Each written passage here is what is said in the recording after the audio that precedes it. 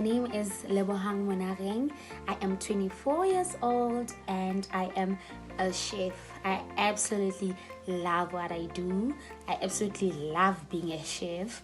I wouldn't trade it for anything else in this world. Hi, my name is Dr. Karabotlenda Khatle, and I'm a medical doctor by profession. I'm currently doing my medical internship at the Klerksdorp Tepong complex in Northwest.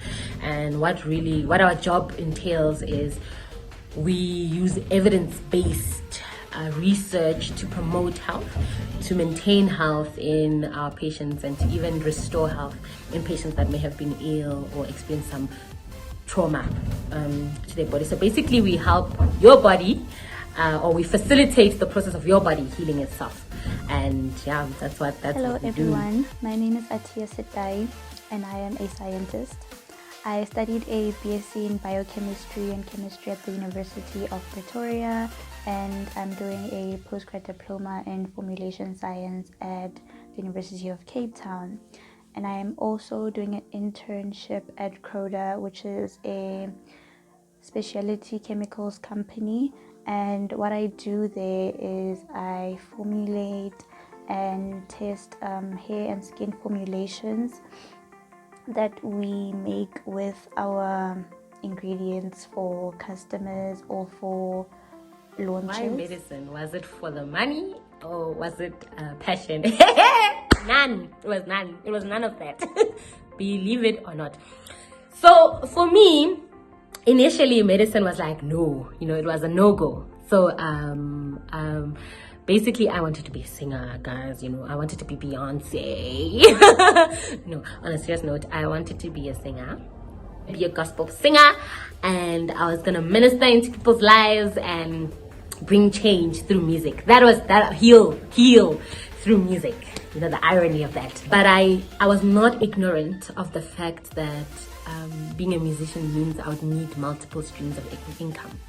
So I knew I needed something to bring income, and then so that music could just be me ministering. So whether it brings in money or it doesn't, I'll be okay, And so leaving high school, I wanted to do something quick. I said, let me do pharmacy, 4 years in and out, because I didn't see myself in any other profession. I saw myself in science, So I was like, okay, looked at science. I'm like, what can I do that is will give me a stable income, stable career? And that was pharmacy. Pharmacy stood out for me.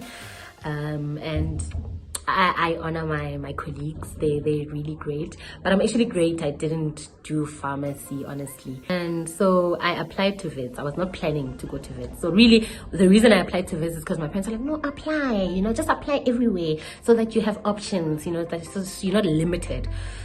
So when I applied to Vids, I literally just put on the medicine. And I said, Vids accepted me. Now I was sitting there with the dilemma that I'm accepted for medicine this side, and I am accepted for physiotherapy that side. I mean, it's never about the profession. It's just something on the side. That's what it was for me.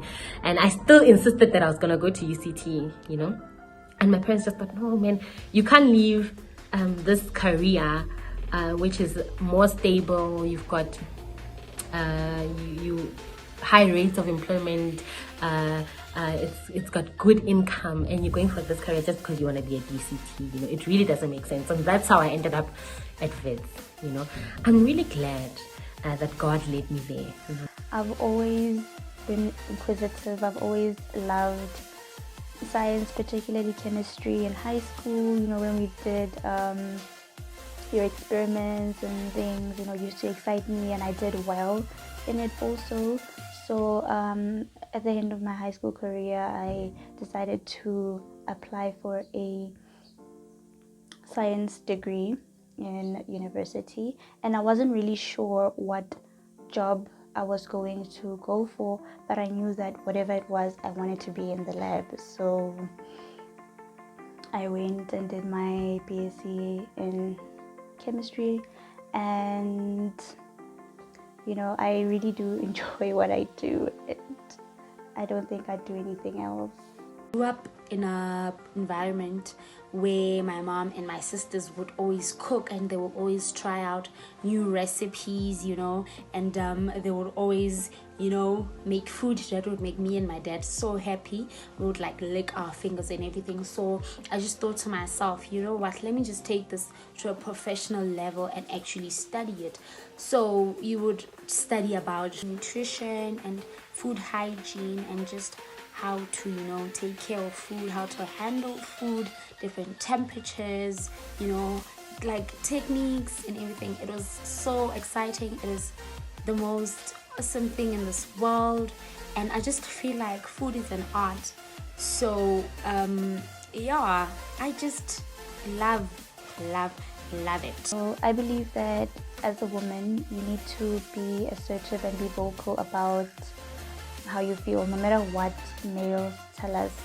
They usually say, we're too emotional, we take things too hard and stuff, but it is important to voice how you feel. And if you feel that you are being undermined or looked down upon by a male colleague who's saying sexist remarks towards you, you need to address it with them and tell them that you are not comfortable with the way they speak to you. And if it does persist, you can take it to management, to your supervisor, or to HR, and tell them that you are not happy with how you are being treated by your male counterpart. I feel that we should be respected because we too do the same job as our male counterparts, and we should also be treated with as much respect as we give them, because we're just as qualified, we're just as experienced, and we shouldn't be treated otherwise. Sexism has been a huge problem in many professions, and that includes the health profession itself. For the longest time, medicine was a male-dominated career. But we're seeing that change. Women are taking up space in the healthcare profession as well. Studies have shown that from the 1990s, we've had an increased number of females enrolling into medical school. By the time it was 2008, a percentage of 60%, about 60% of students enrolling into medical school were female. And that just shows that we come a long way. We've made progress in fighting sexism. That's good. And unfortunately, this can create a delusion that sexism does not exist in the health profession, which is not true. There's still a lot of work to be done. We still experience sexism from our colleagues. We still experience sexism from the patients, believe it or not. Some of the change will need to come from society. We will need to teach our society the right way of doing things. There's still a lot that our society still needs to learn, But other ways to really fight against sexism going forward is that women are underrepresented in leadership roles. Believe it or not, only 13% of our deans are female, and only 13, not 1-3, are female, and only 18% of CEOs, healthcare CEOs, are female. So we need more women in leadership roles as well. This is one of the steps we can use going forward to fight against sexism as well. Also, when you do experience, I think what I've seen is that when you do experience sexism from a patient, these are things you shouldn't sweep under the rug, address it. So, don't be part of the crowd that laughs at sexist jokes, at inappropriate comments made to your colleague. No, you address it. You go head on. I think these are one of the ways we can fight sexism in the workplace as well. And I know there's the risk of you being labeled as the notorious person because of what you stand for. There's that risk as well, and that's why I think we still have a long way to go as well. It's not only females experiencing sexism. No, we have male nurses experiencing sexism, because apparently nursing is a female profession. No, when we see a male nurse, you question the sexuality. Their sexuality gets questioned as well, and that's why I'm saying we actually have a long way to go. But if we could get here, where we have increased number of females in the healthcare profession, if we could get here where we have increased number of blacks in this profession, then we surely can move forward. And I think these are some of the things that we can do moving forward.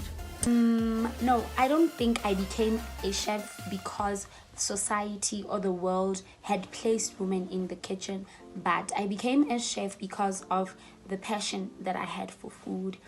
And why I actually became a chef again is because of all the techniques that I actually learned in school, and how interesting it was and how eye-opening it was for me to see that, this is actually an art, and this is not just basically going to the kitchen and cooking pap and milk, for example. It's actually going to the kitchen and putting thought in what you're actually doing to make other people around you happy, to make anyone that's going to eat your food very happy. So I did not become a chef because of what society had said, that women's place is in the kitchen. A lot of chefs are men, and they are absolutely good at what they do.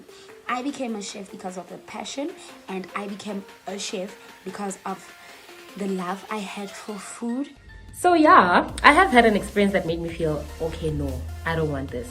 And that was before the clinical year. So that's the anatomy year, guys. That's how rough anatomy is. It made me feel like, no, you know what, I can't do this. That's why I was saying pharmacy. I really can't do this. Anatomy was so tough. I just thought to myself, no, I can't do this. No, let me go back. Let me fall back on my initial plan. And yeah, that was a dark year. that year was dark. But yeah, and I think coming out of that year, that's when I thought, you know what, no, let me challenge myself. Let me do it. And I'm glad I did, because what I experienced after that second year was amazing. So going forward, medicine was just beautiful. And that's what I always tell people, is just get through second year, get through anatomy, and I promise you, everything that comes after that is absolutely beautiful. I'm not even bothered by the working hours now. I do get exhausted. I don't even want to lie. And it does get some days it does feel like, oh my god, this is too much. But there's always that, but it was nice, I'm overworked, but it's nice, especially now with this corona thing. It's like I'm really overworked and I'm really exhausted. Sometimes I don't even have the energy to cook, guys. Like, there are days I come back from call, I'm like, let me sleep. I'm choosing sleep over eating. But you look back and you're like, that was nice, and I learned so much there. Yeah, I really love what I do. Shoo. Who knew? Like, looking back to that year, who knew? It is possible, but it is not legal to do so, because if you're going to be making things that are going to be used by the public, there are regulations that you need to follow, trainings that you need to go through, and all of those, legal procedures that you need to follow. So if it's just for yourself and it's not gonna be something that's gonna be used by other people, then I'm sure you can. But this is not Breaking Bad. We're not doing illegal things. So it's better to follow protocol, to follow regulations, and to see what certificates or what laws you need to follow before you start your own lab, because it is dangerous to have a lab without knowing what it is that you're doing, or what chemicals are dangerous, or all of those things. And if anything happens and you get caught, you will go to jail. So let's be safe, guys. Putting smiles on people's faces, and actually trying out new recipes each and every time. It is important for you as a person to always try out new trends.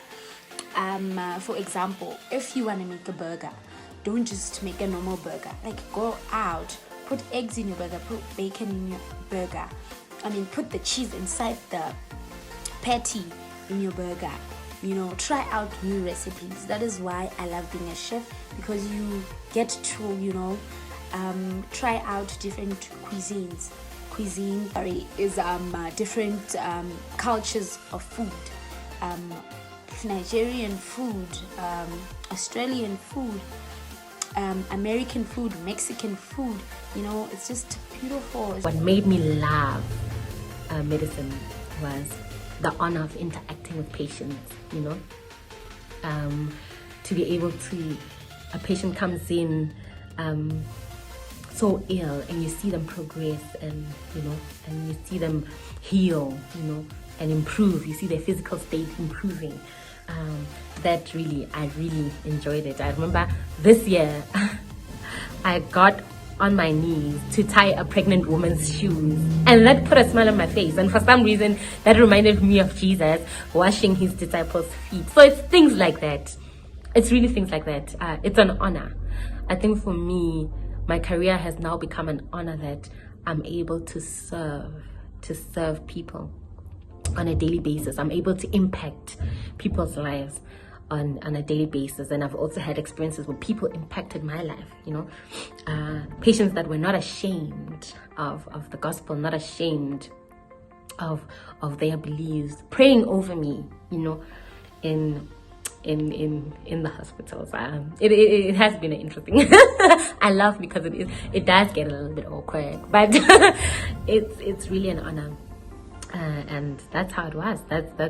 It was not the plan. Medicine was not the plan, but I'm glad that God led me here.